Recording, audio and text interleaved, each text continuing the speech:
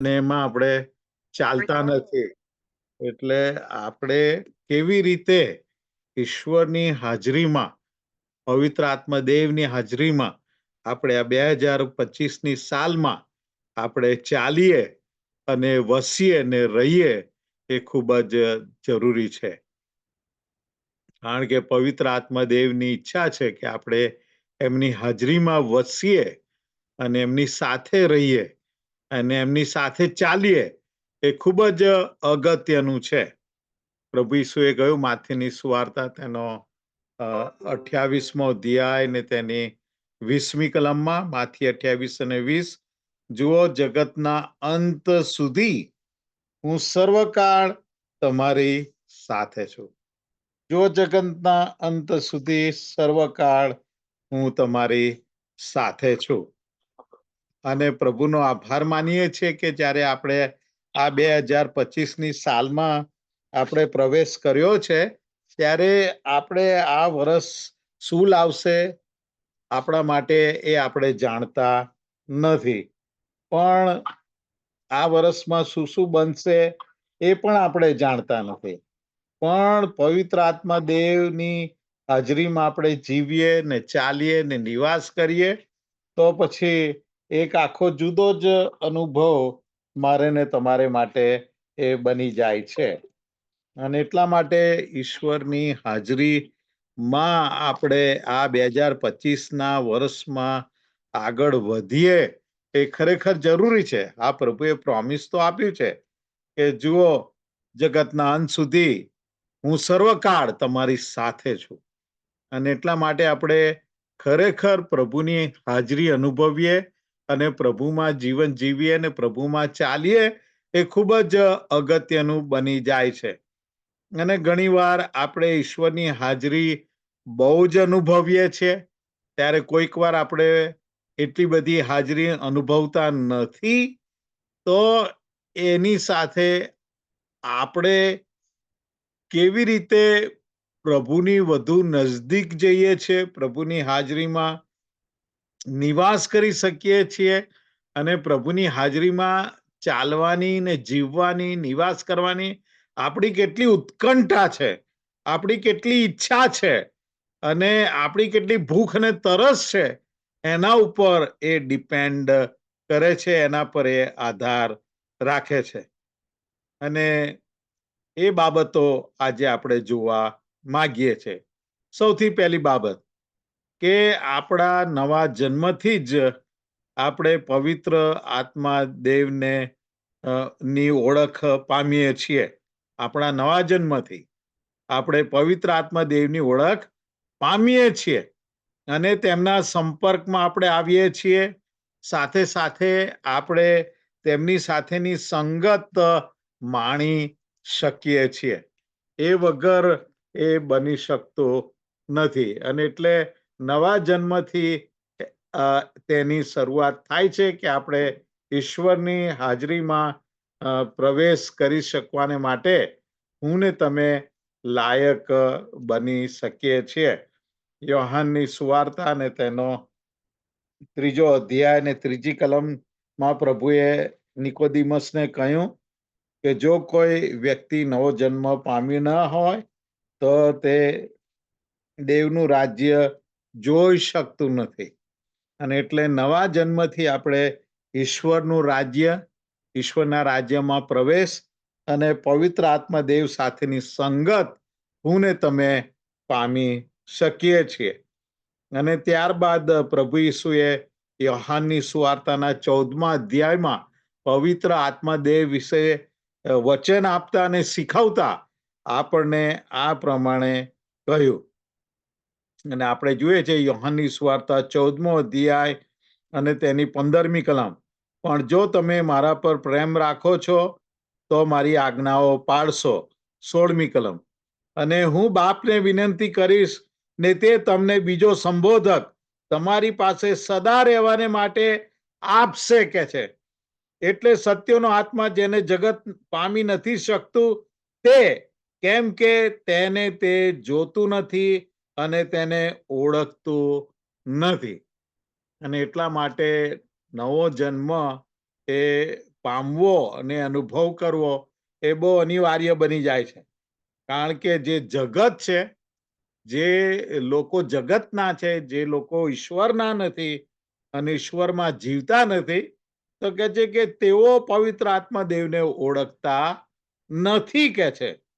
હા, એટલે સત્યનો આત્મા જેને જગત પામી નથી શકતું, એ લોકો પામી જ નથી શકતા પવિત્ર આત્મા દેવને. આ પવિત્ર આત્મા દેવને તેઓ જોતા નથી અને તેમને ઓળખતા પણ નથી કે છે. પણ તમે તેને ઓળખો છો. શિષ્યોને કહે છે કે તમે મારા પર વિશ્વાસ કર્યો છે, તમે નવો જન્મ પામ્યા છો અને માટે તમે તેને ઓળખી શકો છો. એ તમારી કેપેસિટી બની જાય છે કે તમે પવિત્ર આત્મા દેવને ઓળખી શકો છો, એમને પામી શકો છો, એમની હાજરીમાં જીવન જીવી શકો છો. અને એટલે જ પ્રભુએ કહ્યું 16મી કલામમાં કે હું ઈશ્વર પિતાને વિનંતી કરીશ ને તે તમને બીજો સંબોધક, આ પહેલો સંબોધક પ્રભુ ઈસુ હતા અને બીજો સંબોધક એટલે પવિત્ર આત્મા દેવને તમારી પાસે સદા રહેવાને માટે આપશે. તમારી સાથે સદા રહેવાને માટે પ્રભુ પવિત્ર આત્મા દેવને મોકલશે. અને કેટલું ગજબનું છે એ. અને એટલે કે છે કે જગત તેને ઓળખતું નથી, પણ તમે તેને ઓળખો છો, કેમ કે તે તમારી સાથે રહે છે અને તમારામાં વાસો કરશે. હા, ત્યારથી પછી પ્રભુ ઈસુ આપણી સાથે પવિત્ર આત્મા દેવ થકી રહે છે. પવિત્ર આત્મા દેવ થકી ઈશ્વરની હાજરીનો આપણે અનુભવ કરીએ છીએ. પવિત્ર આત્મા દેવ થકી આપણે ઈશ્વરની હાજરીમાં નિવાસ કરી શકીએ છીએ, રહી શકીએ છીએ અને ઈશ્વરની સાથે આપણે ચાલી શકીએ છીએ. જેમ હનોક કે છે દેવની સંગાતે ચાલ્યો, હા, એ રીતે આપણે ઈશ્વરની સાથે આ 2025ની સાલમાં ચાલીએ એ ખરેખર ખૂબ જ અગત્યનું છે. કારણ કે પ્રભુ ઈસુનું આવવું ઘણું પાસે છે અને માટે આપણે આત્મિક બાબતોમાં ઉન્નતિ પામતા જઈએ, વૃદ્ધિ પામતા જઈએ, એ ખૂબ જ જરૂરી છે. 18મી કલમ, હું તમને અનાથ નહીં મૂકીશ, હું તમારી પાસે આવીશ. હા, પ્રભુ ઈસુ, આ પુનરુત્થાન પામેલા પ્રભુ ઈસુ તો પછી હવે જે 40 દિવસ એમણે દર્શન આપ્યા અને ત્યારબાદ તેઓ સ્વર્ગમાં ચડી જવાના હતા, એ શિષ્યો જાણતા હતા અને શિષ્યોને એમણે એ બાબત જણાવી હતી અને માટે એમના હૃદયો વ્યાકુળ થયા હતા. આપણે યોહાન 14 ને 1લી કલમમાં આપણે વાંચીએ છીએ કે તમારા હૃદયોને વ્યાકુળ થવા ન દો, એમ પ્રભુ ઈસુએ શિષ્યોને કહ્યું. તમે દુઃખી ના થશો કે છે, વ્યાકુળ થવા ન દો. તમે દેવ પર વિશ્વાસ રાખો છો તો મારા પર પણ વિશ્વાસ રાખો છો. હું તમારે માટે કે જે બાપના ઘરે જગ્યા તૈયાર કરવાને માટે જાઉં છું. પણ 18મી કલમમાં શું કહે છે કે હું તમને અનાથ નહીં મૂકીશ. તમને એમ લાગે છે કે હવે અમે એકલા પડી જઈશું અને અમે અનાથ બની જઈશું, તો કે ના, હું તમને અનાથ નહીં મૂકીશ, હું તમારી પાસે આવીશ. પ્રભુ ઈસુ કેવી રીતે આપણી પાસે આવે છે? પવિત્ર આત્મા દેવ થકી. પવિત્ર આત્મા દેવ થકી પ્રભુ ઈસુ આપણી પાસે આવે છે, આપણી સાથે ચાલે છે, આપણે એમની સાથે ચાલીએ છીએ, આપણે એમની ઈશ્વરની હાજરીમાં વસીએ છીએ, નિવાસ કરીએ છીએ અને ઈશ્વરની હાજરીમાં ચાલીએ છીએ. અને એટલે 19મી કલમમાં એ કહે છે કે થોડી વાર પછી જગત મને ફરીથી જોશે નહીં. જગત મને નહીં જોઈ શકે, કારણ કે હું સ્વર્ગમાં ઈશ્વર પિતાની પાસે ચડી જાઉં છું તમારે માટે જગ્યા તૈયાર કરવા માટે, અને ત્યાં ઈશ્વરના રાજ્યાસન આગળ તમારે માટે પ્રમુખ યાજક તરીકે તમારે માટે મધ્યસ્થી કરવાને માટે અને તમારે માટે પ્રાર્થના કરવાને માટે. થોડી વાર પછી જગત મને ફરી જોશે નહીં, પણ તમે મને જોશો કે છે. હું જીવું છું માટે તમે પણ જીવશો કે છે. હા, તમે મને જોશો કે છે. પવિત્ર આત્મા દેવ થકી અને એમની હાજરી થકી આપણે પ્રભુ ઈસુને જોઈ શકીએ છીએ. અને એ વાત બહુ જ સાચી છે અને એ વાત ખૂબ જ ખરી છે. હા, દર રવિવારે અમારા ચર્ચની અંદર પુષ્કળ સ્તુતિ આરાધના થાય છે અને ત્યારે ઈશ્વરની હાજરી ઉતરે છે, પવિત્ર આત્મા દેવની હાજરી આવે છે અને ત્યારે પ્રભુ ઈસુ પણ આવે છે અને એ ઉત્તમ ઘેટા પાળક પોતાના ટોળાની સાથે ચાલે છે એ જોઈ શકાય છે. અને એટલે પ્રભુએ આ જે વચન આપેલું કે જગત મને નહીં જોઈ શકે પણ તમે મને જોઈ શકશો કે છે. તમે મને જોશો, હું જીવું છું માટે તમે પણ જીવશો કે છે. પણ તમે મને જોશો. અને પવિત્ર આત્મા દેવ થકી આજે આપણે પ્રભુ ઈસુને ફરીથી જોઈ શકીએ છીએ, એમની હાજરી અનુભવી શકીએ છીએ. એમના દૂતો સૈન્યો એમની સાથે હોય છે એ પણ આપણે જોઈ શકીએ છીએ, કારણ કે એમણે વચન આપ્યું છે અને પ્રભુ વચન આપનાર અને વચન પાળનાર પ્રભુ છે. અને એટલા જ માટે પ્રભુ આગળ મારી વિનંતી છે કે આ 2025ની સાલમાં આપણે પ્રભુની સાથે ચાલીએ, પ્રભુની સાથે નિવાસ કરીએ અને પ્રભુની હાજરીમાં આપણે વસનારા બનીએ અને પ્રભુની સાથે આપણે આગળ વધનારા બનીએ આત્મિક રીતે. એ ખૂબ જ જરૂરી છે.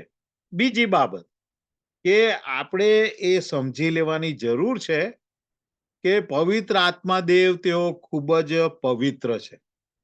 એ પવિત્ર ઈશ્વરનો આત્મા છે, કારણ કે પવિત્ર ઈશ્વરના આત્મા છે અને એમનું નામ જ પવિત્ર આત્મા છે.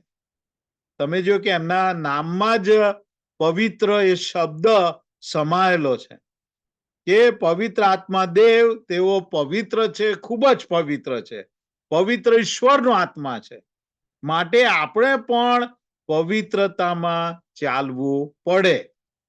આ પવિત્ર આત્મામાં આપણે આવ્યા પછી પવિત્રતામાં આપણે ચાલવું પડે, પવિત્ર જીવન જીવવું પડે. એ જરૂરી છે. પવિત્રતા દ્વારા આપણે ઈશ્વરની વધુ નજીક આવી શકીએ છીએ. અને એ બાબત ઈશ્વરે બહુ સ્પષ્ટ કરી મૂસાની આગળ પણ જૂના કરારની અંદર. અને આપણે વાંચીએ છીએ નિર્ગમનનું પુસ્તક તેનો 3 અધ્યાય ને 1 થી 5 કલમની અંદર. નિર્ગમનનું પુસ્તક અને તેનો 3 અધ્યાય અને તેની 1 થી 5 કલમ આપણે વાંચીએ અને સાંભળીએ. નિર્ગમન 3 1 થી 5. હવે મૂસા પોતાના સસરાના એટલે મિદ્યાનના યાજક ઈથ્રોના ઘેટા સાચવતો હતો અને તે એ ઘેટાને અરણ્યની પેલી બાજુએ લઈ ગયો ને તે દેવના પર્વત હોરેબ આગળ આવ્યો, ઈશ્વરના પર્વત આગળ આવ્યો અને યહોવાના દૂતે ઝાડવા મધ્યે અગ્નિની જ્વાળામાં તેને દર્શન દીધું અને તે જોતો હતો તે તો જુઓ ઝાડવું અગ્નિથી બળતું હતું,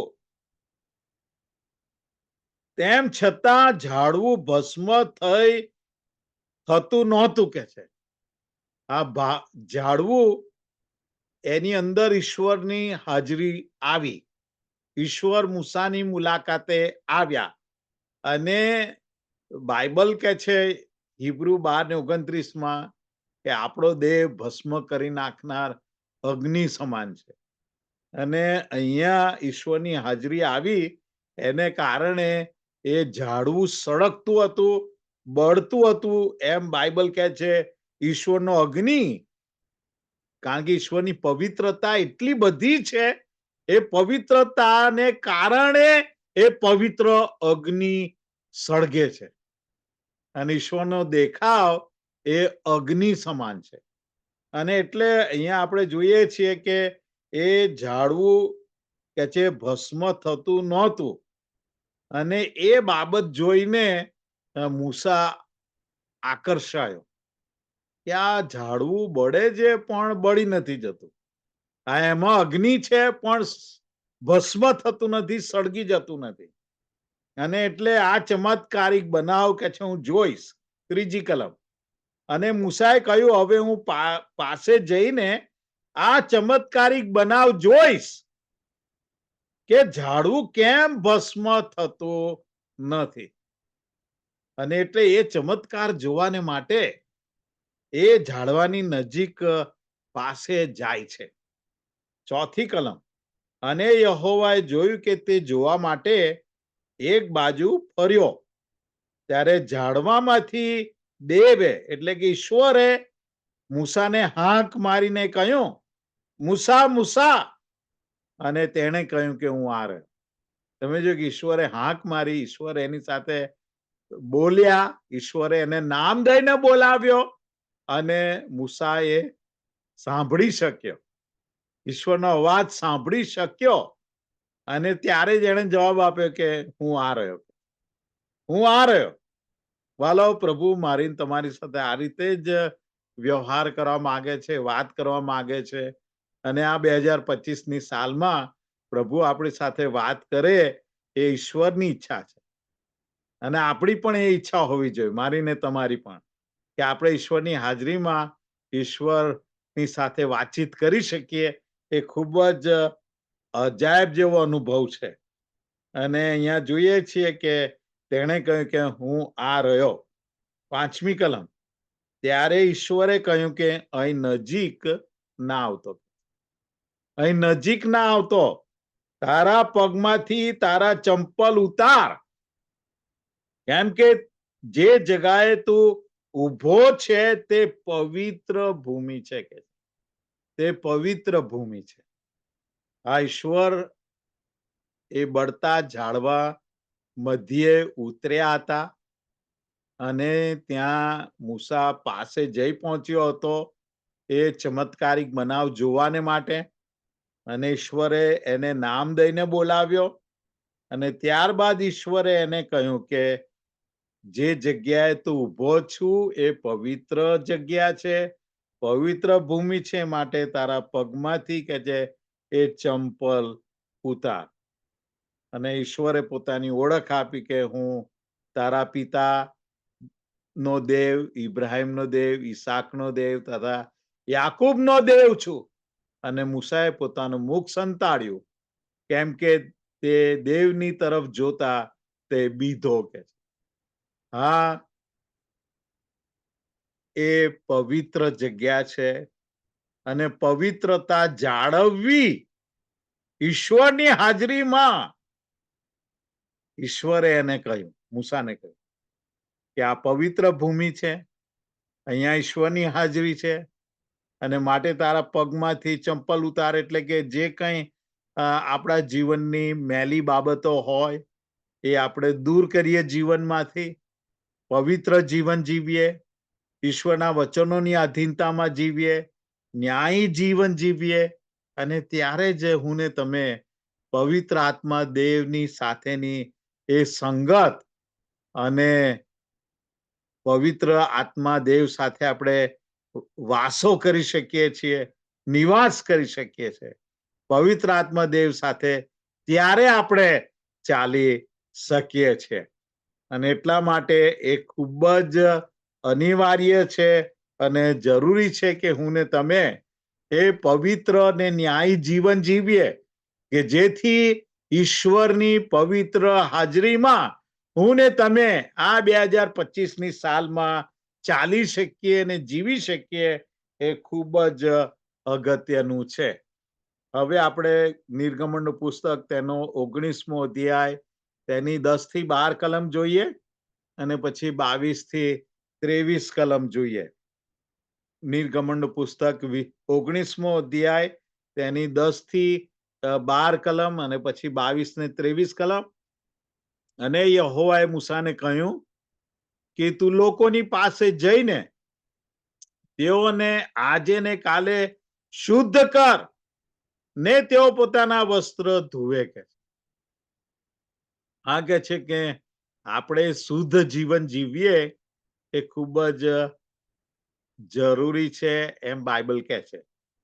હા, ઈશ્વર સિનાઈ પર્વત ઉપર 10 આજ્ઞાઓ આપવાને માટે ઉતરવાના હતા, પણ મૂસા તો વારંવાર ત્યાં સિનાઈ પર્વત ઉપર ઈશ્વરની સંગત માણવા જતો હતો, અને એટલે ઈશ્વરે મૂસાની સાથે વાત કરી, અને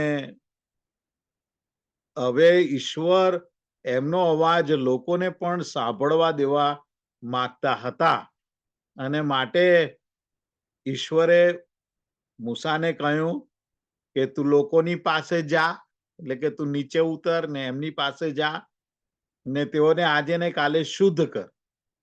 હા, આપણે પણ શુદ્ધ અને પવિત્ર જીવન જીવવાની જરૂર છે કે જેથી આપણે પવિત્ર આત્મદેવની હાજરીનો આપણે અનુભવ કરી શકીએ, ઈશ્વરની હાજરીમાં આપણે ચાલી શકીએ ને ત્રીજા દિવસને માટે તૈયાર થાય.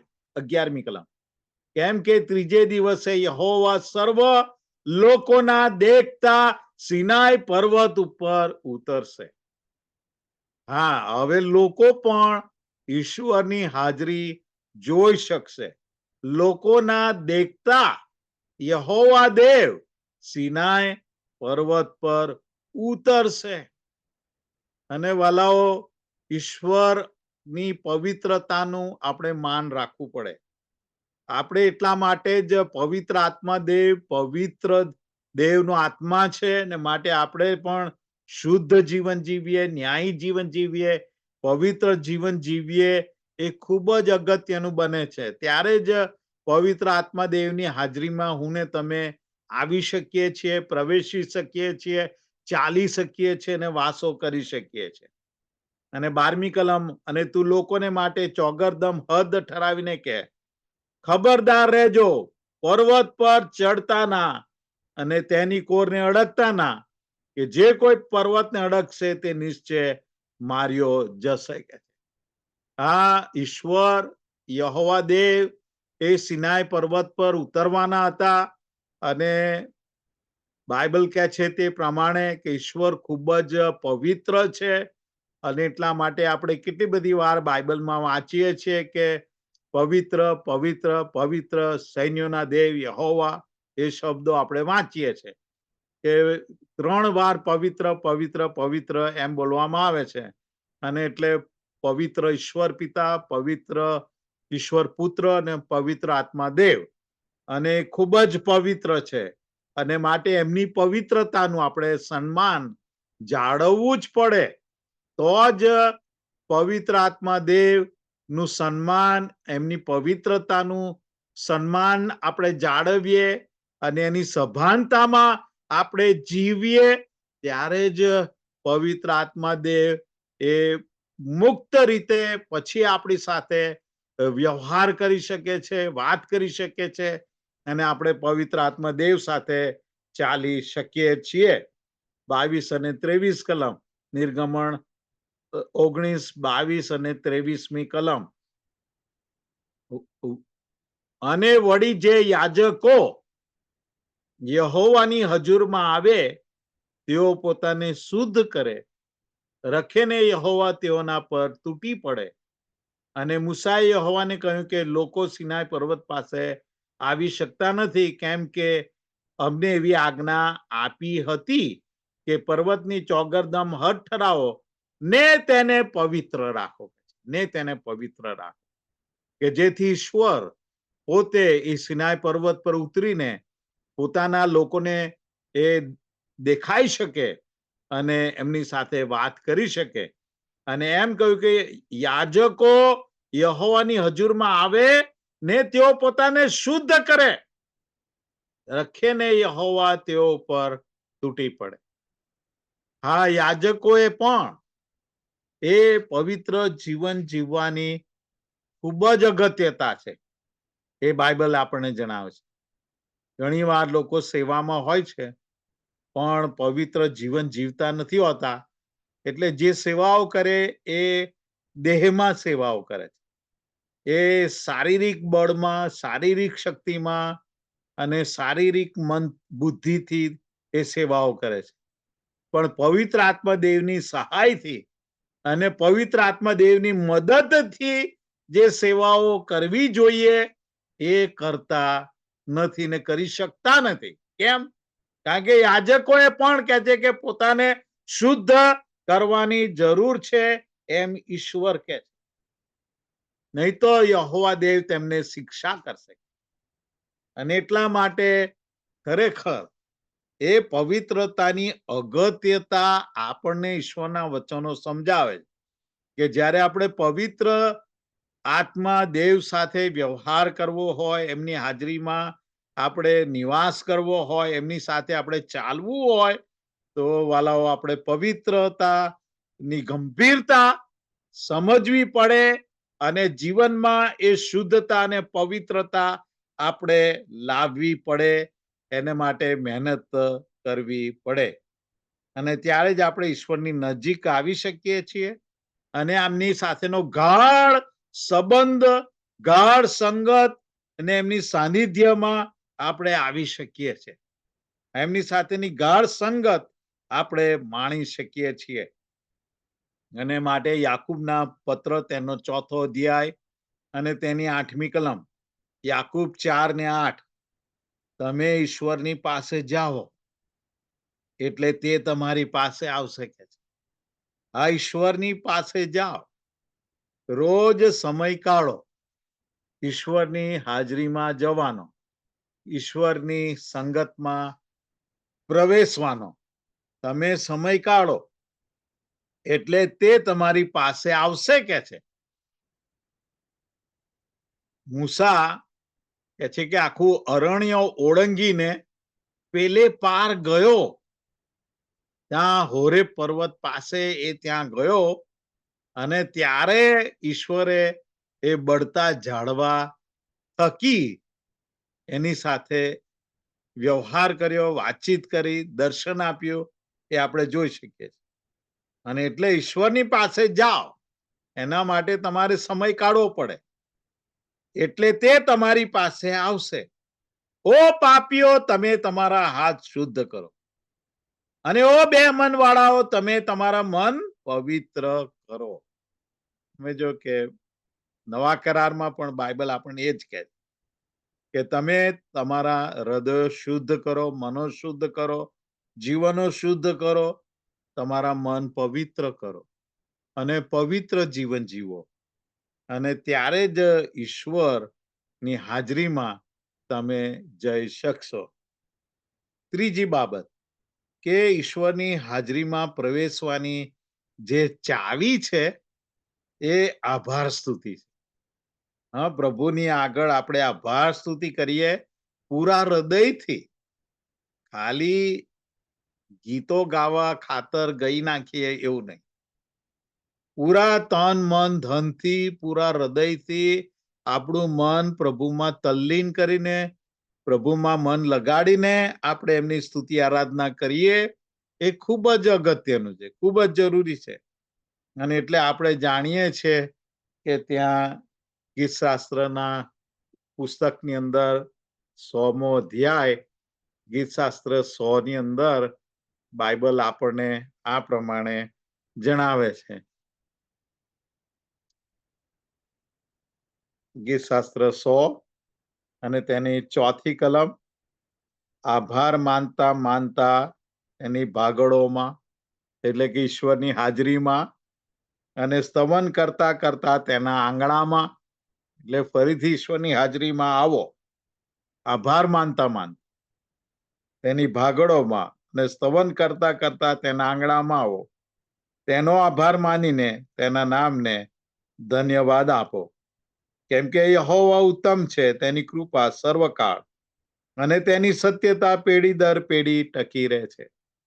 વાલાઓ, બાઇબલ આપણને સ્પષ્ટ કહે છે કે આભાર સ્તુતિ અને પ્રભુનો ની સ્તુતિ આરાધના કરતા એમનામાં આપણે જેટલા વધારે તલ્લીન થતા જઈએ, વધારે ઓતપ્રોત થતા જઈએ અને ત્યારે આપણે એ આભાર સ્તુતિની દ્વારા પ્રભુના આંગણાઓમાં આપણે પ્રવેશ કરી શકીએ છીએ. એમના રાજ્યાસનની આગળ આપણે પ્રવેશ કરી શકીએ છીએ.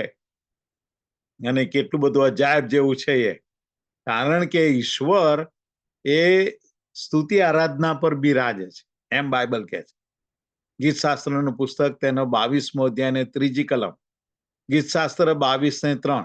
એકવાર આપણે આપણા હૃદયો મનો શુદ્ધ કરીએ, ઈસુના લોહીથી આપણે ધોવાઈને શુદ્ધ થઈએ, આપણે પવિત્ર જીવન જીવીએ, પવિત્રતામાં ચાલીએ, અને એ બધું કર્યા પછી આપણે પ્રભુની સ્તુતિ આરાધના કરવાની શરૂઆત કરીએ. પૂરા હૃદયથી આપણે પ્રભુને માન મહિમાને ગૌરવ આપીએ, પ્રભુને મોટા મનાવીએ, પ્રભુને ઊંચા કરીએ પૂરા હૃદયથી, અને ત્યારે પ્રભુ આપણી પાસે આવે છે.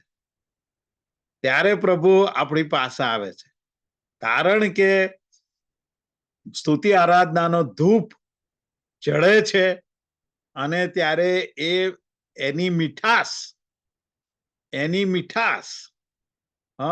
મધુરતા એ ઈશ્વરને ગમે છે, અને ઈશ્વરની હાજરીને એ આકર્ષે છે, અને ઈશ્વર તરત જ ખેંચાય છે, ઈશ્વરને પસંદ પડે છે, અને તેઓ આવે છે. અને એટલા માટે સ્તુતિ આરાધના પૂરા હૃદયથી આપણે કરીએ ત્યારે ઈશ્વરની હાજરીના આંગણાઓમાં આપણે પ્રવેશ કરી શકીએ છીએ, અને તે સ્તોત્રો પર બિરાજના છે. હા, ગીત શાસ્ત્ર 22:3. તો પણ હે ઇઝરાયલના સ્તોત્ર પર બિરાજનાર, તમે પવિત્ર છો. હા, એ સ્તોત્રો પર બિરાજે છે. હા, ઈશ્વરનું જે રાજ્યાસન છે એ કોઈ હાથી દાંતનું કે સોનાનું, ચાંદીનું કે ડાયમંડનું એવું બનેલું નથી. હા, એવું નથી. ઈશ્વર હંમેશા સ્તુતિ આરાધનાના રાજ્યાસન પર બિરાજે છે એમ બાઇબલ આપણને શીખવે છે. સ્વર્ગની અંદર 24 કલાક તમે જો કે પેલા 4 પ્રાણીઓ અને સંતો અને દૂતો કે છે કે સ્તુતિ આરાધના કરે. એટલી બધી સ્તુતિ આરાધના પૂરા હૃદયથી પ્રભુની આરાધના કરે છે, અને એ રાજ્યાસન ખડું કરે છે, અને ત્યારે કે છે કે ઇઝરાયલના સ્તોત્રો પર, પ્રભુના લોકોના સ્તોત્રો પર, સ્તુતિ આરાધના પર ઈશ્વર બિરાજે છે, અને આ રીતે ઈશ્વરની હાજરી આવે છે. અને જેમ મેં કહ્યું તેમ અમારા ચર્ચમાં અમે પુષ્કળ સ્તુતિ આરાધનામાં સમય ગાળીએ છીએ પૂરા હૃદયથી, અને એ ઈશ્વરના સ્તોત્રોનું રાજ્યાસન ખડું કરીએ છીએ, ઊભું કરીએ છીએ, અને પ્રભુ ઈસુ આવે છે, પવિત્ર આત્મા દેવ આવે છે, એમના દૂતો આવે છે. હા, કારણ કે એના પર એ બિરાજે છે ને આવે છે. અને પ્રભુ આપણી આંખો ખોલે છે આત્માની. ભૌતિક આંખોથી, શારીરિક આંખોથી આપણે એમને જોઈ શકતા નથી, પણ જ્યારે આપણે નવો જન્મ પામ્યા છે, આપણો આત્મા નવો જન્મ પામ્યો છે, અને એ આત્મા હવે જ્યારે મોટો થતો જાય છે, જેમ જેમ આપણે પવિત્ર જીવન જીવીએ અને ઈશ્વરના વચનની આધીનતામાં જીવીએ, અને પવિત્ર આત્માદેવની હાજરીમાં આપણે ચાલીએ, અને પૂરા હૃદયથી સ્તુતિ આરાધના કરતા શીખીએ, ત્યારે આપણો આત્મા આત્મિક રીતે વૃદ્ધિ પામે છે, અને એની આત્મિક આંખો ખુલતી જાય છે, એને આત્મિક ઇન્દ્રિયો હોય છે, અને આપણે ઈશ્વરને સ્પર્શ કરી શકીએ છીએ, આપણે ઈશ્વરનો અવાજ સાંભળી શકીએ છીએ, કારણ કે આપણા આત્માના કાન ખુલી જાય છે, અને આપણે ઈશ્વરની વાણી સાંભળી શકીએ છીએ. અને એટલા માટે જેમ મેં કહ્યું તેમ કે ગીત શાસ્ત્ર 102-4 ની અંદર આનંદથી યહોવાની સેવા કરો, આનંદથી, પૂરા આનંદથી, પૂરા હૃદયથી, પૂરા તન મન ધનથી ગાતા ગાતા તેમની આગળ આવો કે છે. હા, ગાતા ગાતા ઈશ્વરની આગળ આવો, ઈશ્વરની ના રાજ્યસનની આગળ આવો. યહોવા તે જ ઈશ્વર છે એમ તમે માનો. તેમણે આપણને ઉત્પન્ન કર્યા છે, ને આપણે તેમના છીએ.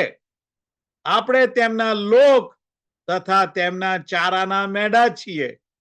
આભાર માનતા માનતા તેમના દ્વારોમાં અને સ્તવન કરતા કરતા તેમના આંગણામાં આવો. તેમનો આભાર માનીને તેમના નામને ધન્યવાદ આપો. હાલેલુયા. Praise the lord. અને જ્યારે આપણે આ રીતે ઈશ્વરની હાજરીમાં પ્રવેશવું હોય ત્યારે સ્તુતિ આરાધના પૂરા હૃદયથી કરીએ. અને આખો વખત કરીએ તોય વાંધો નહીં. હા, આપણા હૃદયોમાં ને મનોમાં ઈશ્વરનું ભજન, ઈશ્વરની સ્તુતિ આરાધના ચાલતા હોવા જોઈએ. આજકાલ તો હવે એટલી બધી ટેકનોલોજી છે કે તમારા સેલફોનથી અને કાનમાં ઇયરબડ્સ પહેરવાથી તમે આખો વખત પ્રભુની સ્તુતિ આરાધનાના ગીતો તમે સાંભળી શકો છો ને પ્રભુનું ભજન કરી શકો છો.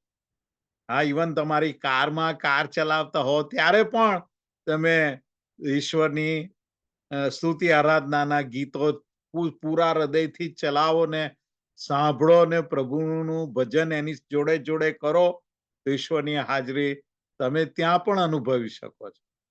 હા, આખો વખત આપણે ઈશ્વરની હાજરીમાં નિવાસ કરી શકીએ છીએ અને ચાલી શકીએ. ઘણી વાર તો હું મારી ચર્ચની ઓફિસમાં જવા માટે ઘરેથી નીકળું અને મારી કારનો દરવાજો ખોલું ને અંદર બેસું ને એટલી સખત ઈશ્વરની હાજરી મને અનુભવી શકાય. કારણ કે ઈશ્વર પહેલેથી જ આવીને મારી રાહ જોઈને ત્યાં પણ બેઠા હોય. અને હું કહું, પ્રભુ તમે તો મારા પહેલા આવી ગયા છો અહીંયા. અને પ્રભુને પછી મારી એકલાની સાથે શું વાત કરવી હોય તો એ સમય દરમિયાન તેઓ વાત કરે છે. અને મારી કારમાં આખો વખત પ્રભુનું ભજન ને સ્તુતિ આરાધનાના ગીતો ચાલે છે અને હું પ્રભુની સ્તુતિ કરતો હોઉં છું. હા, કાર ડ્રાઇવિંગ કરીએ તો પણ આપણે પ્રભુની હાજરીમાં જ કરી શકીએ છીએ એ સ્તુતિ આરાધના દ્વારા. હા, મારી ઓફિસમાં હું કામ કરતો હોય તોય મારા હૃદયમાં મારું હૃદય એ પ્રભુ પર ચોંટેલું હોય. અને એટલા માટે વાલાઓ આપણે ખરેખર દર પળે દર સમયમાં દરેક સંજોગોમાં દરેક વખતે આપણે ઈશ્વરની હાજરીનો અનુભવ કરી શકીએ છીએ. અને માટે પ્રભુએ શિષ્યોને શીખવ્યું એમની શીખવેલી પ્રાર્થનામાં, રાઈટ? પ્રભુની શીખવેલી પ્રાર્થના હું તમે બોલીએ છીએ. અને માથી 6 ને 9 કે છે, માથી 6 ને 9 ઓ આકાશમાંના અમારા પિતા, તમારું નામ પવિત્ર મનાવ. તમારું નામ પવિત્ર મનાવ એટલે કે તમારું નામ મોટું મનાવ. તમે જો કે સ્તુતિ આરાધનાથી પ્રભુ ઈસુએ તેમની શીખવેલી પ્રાર્થનાની શરૂઆત કરી સ્તુતિ આરાધના. અને ઈશ્વર પિતાની સ્તુતિ આરાધના કરી. અને મને ને તમને પણ શીખવ્યું કે સ્ટાર્ટિંગ હંમેશા પ્રાર્થનાનું સ્તુતિ આરાધનાથી જ હોય. કારણ કે આપણે ઈશ્વરની હાજરીમાં પ્રવેશ કરવાનો હોય છે. ઈશ્વરની હાજરીમાં આપણે આવવાનું હોય છે, પ્રવેશ કરવાનો હોય છે. અને એટલે કે છે કે ઓ આકાશમાંના મારા બાપ, તમારું નામ પવિત્ર મનાવ.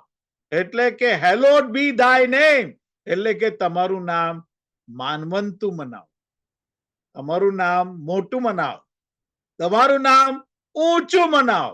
હા, અમે તમારી સ્તુતિ આરાધના કરીએ છીએ તમને માન મહિમા આપવાને માટે. અને જ્યારે આપણે એવું કરીએ છીએ ત્યારે ઈશ્વરની હાજરીમાં આપણે ચોક્કસ પ્રવેશ કરી શકીએ છીએ. અને જ્યારે ઈશ્વરની હાજરી આવે ત્યારે એ આપણી મદદ કરે છે. એટલું યાદ રાખવાનું કે તમારા જીવનના જે સંજોગો હોય, પરિસ્થિતિ હોય, અને જો એ કદાચ મુશ્કેલ ભર્યા હોય તો ઈશ્વર એની સાથે ડીલ કરે છે અને પ્રભુ એની સાથે વ્યવહાર કરે છે એ સંજોગોને પલટી નાખવાને માટે અને તમને એમાંથી બહાર કાઢવાને માટે, તમને છોડાવવાને માટે. જો કદાચ તમે બીમાર હો તો તમને બીમારીમાંથી સાજા કરવાને માટે પ્રભુ તરત જ એમનો હાથ લાંબો કરે છે. પ્રેરિતોના કૃત્ય 16મો અધ્યાય અને 25મી કલમ. પ્રેરિતોના કૃત્ય 16મો અધ્યાય અને 25મી કલમ. મધરાતને સુમારે પાઉલ તથા સિલાસ પ્રાર્થના કરતા હતા તથા ઈશ્વરના સ્તોત્રો ગાતા હતા અને બંદીવાનો તેઓનું સાંભળતા હતા. બંદીવાનો એટલે એ બતાવે છે કે પાઉલ અને સિલાસ એ કેદખાનામાં હતા. તમે જો કે એ લોકો પ્રભુની સેવા કરતા હતા, સુવાર્તા પ્રગટ કરતા હતા અને પ્રભુનું વચન પ્રગટ કરતા હતા અને એને કારણે શૈતાનની સતાવણી થઈ અને વિરોધ થયો અને એમની ધરપકડ કરવામાં આવી અને એમને કેદખાનામાં, બંદીખાનામાં નાખવામાં આવેલા. બાઇબલ એમ પણ કે છે કે એમના હાથ અને એમને સાંકળોથી બાંધવામાં આવેલા. સાથે સાથે એમના પગ પેલા લાકડાના હેડ હોય એ લાકડાના એ બ્લોકની અંદર એમના પગ એ લોક કરી દેવામાં આવેલા, બંધ કરી દેવામાં આવેલા અને બંદીખાનાના છેક અંદરના ભાગમાં એમને પૂરવામાં આવેલા. અને પાઉલ અને સિલાસ પોતાના આ દુઃખો માટે કમ્પ્લેન કરતા હોય, ફરિયાદ કરતા હોય, કચકચ કરતા હોય ઈશ્વરની આગળ, એવું આપણને કોઈ જગ્યાએ જોવા મળતું નથી. પણ એને બદલે શું કરતા હતા કે મધરાત હતી, એમને સખત મારેલા અને એમના શરીર દુખતા હશે, 100% દુખતા હશે. પણ મધરાતને સુમારે પાઉલ તથા સિલાસ પ્રાર્થના કરતા હતા તથા ઈશ્વરના સ્તોત્રો ગાતા હતા. સ્તુતિ આરાધના એ ચાવી છે ઈશ્વરની હાજરી લાવવા માટેની. અને પૂરા હૃદયથી ઈશ્વરના સ્તોત્રો ગાતા હતા અને સ્તુતિ આરાધનાનું વાતાવરણ અને રાજ્યાસન, ઈશ્વરની સ્તુતિ આરાધનાનું એ રાજ્યાસન ત્યાં બંદીખાનામાં ખડું થઈ રહેલું, ઊભું કરવામાં આવી રહેલું અને બંદીવાનો તેઓનું સાંભળતા અને ઈશ્વરની હાજરી આવી. કારણ કે ઈશ્વરને સ્તુતિ આરાધના બહુ પસંદ છે અને એની મધુરતા જ્યારે પૂરા હૃદયથી કરીએ ત્યારે, ખાલી ગાવા ખાતર ગઈએ ને ખાલી સંગીત વગાડવા ખાતર વગાડીએ ને આપણા પોતાના એન્ટરટેનમેન્ટ માટે વગાડીએ તો એનો કોઈ અર્થ નથી. ક્રિસમસે બહુ એવું થાય છે કે લોકો કેટલાય બધા ગરબાના પ્રોગ્રામ રાખે ને બધા સંગીતના પ્રોગ્રામ રાખે, પણ એ કઈ ઈશ્વરની સ્તુતિ આરાધના માટે મોટા ભાગે નથી હોતા. એ તો ખાલી પોતાના મોજ શોખ માટે હોય છે. પણ અહીંયા તો એ લોકોએ કહે છે કે ઈશ્વરની સ્તુતિ આરાધના પૂરા હૃદયથી કરી અને ઈશ્વરની સ્તુતિ આરાધનાનું રાજ્યાસન ઊભું કર્યું અને કહે છે કે ઈશ્વરની હાજરી આવી ને એનું પરિણામ તરત જ આવ્યું. 26મી કલમ. ત્યારે એકાએક એવો મોટો ધરતીકંપ થયો. હા, ઈશ્વર પોતાના આ સેવકોને બંદીખાનામાં પડેલા ને બંધાયેલા જોઈ શકે એમ નહોતા. અને એકાએક મોટો ધરતીકંપ થયો કે બંદીખાનાના પાયા હાલી ગયા, બધા બારણા તરત ઉઘડી ગયા અને સર્વના બંધનો છૂટી ગયા. આ પવિત્ર આત્મા દેવનું ગજબનું કાર્ય છે, ગજબનું કાર્ય. હા, બધાના છૂટી ગયા. પાઉલ અને સિલાસ ને તો પુષ્કળ સખત બાંધેલા હતા, એ છૂટી ગયા. અને બીજા કેદીઓના કહે છે કે બંધનો છૂટી ગયા. એ દર્શાવવા માટે કે ત્યાં એ કેદીઓએ પણ પ્રભુ ઈસુનો અનુભવ કર્યો હતો અને પ્રભુએ જેમ એમની મિનિસ્ટ્રીનું જે ધ્યેય હતું એ લુક 4:18 એમણે જાહેર કરેલું કે પ્રભુનો આત્મા મારા ઉપર છે કે હા, પ્રભુનો આત્માનો અભિષેક, એનોઇન્ટિંગ મારા પર છે. અને આંધળાઓને દેખતા કરવા માટે અને બંધનોમાં જે હોય હા તેઓને છોડાવવા માટે. અને એક્ઝેક્ટલી એવું થયું અહીંયા. અને કે છે કે તે સર્વના બંધનો છૂટી ગયા. અને લુક 4:18 એ મારું ને તમારું પણ ધ્યેય જીવનનું હોવું જોઈએ, જે પ્રભુ ઈસુનું હતું એમની સેવા માટે. અને એ મંડળીનું પણ ધ્યેય એ જ.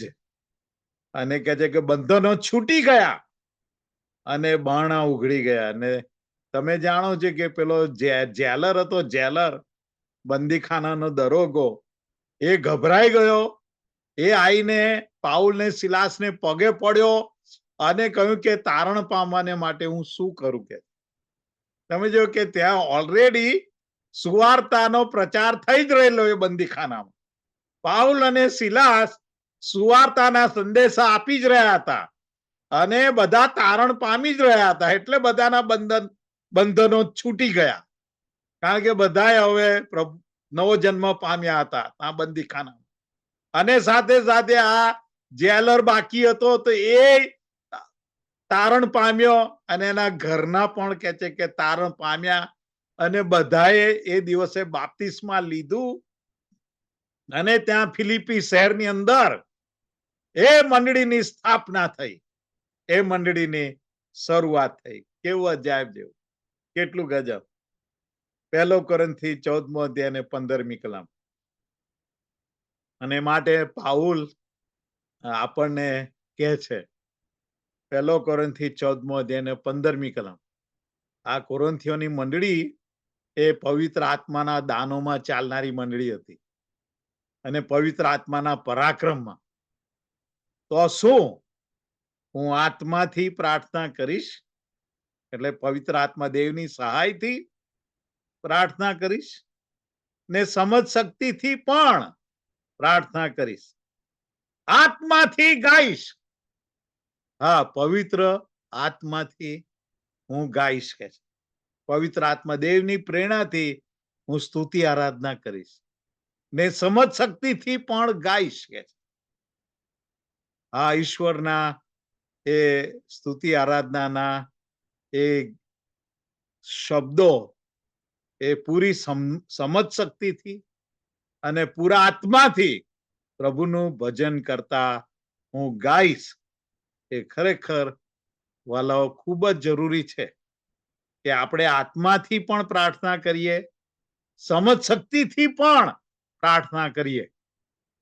અમારા ચર્ચની અંદર એક આફ્રિકન ભાઈ છે અને દર રવિવારે એ અમને પ્રાર્થનામાં દોરે છે અને એ પ્રોફેટિક પ્રેઇંગ કરે છે.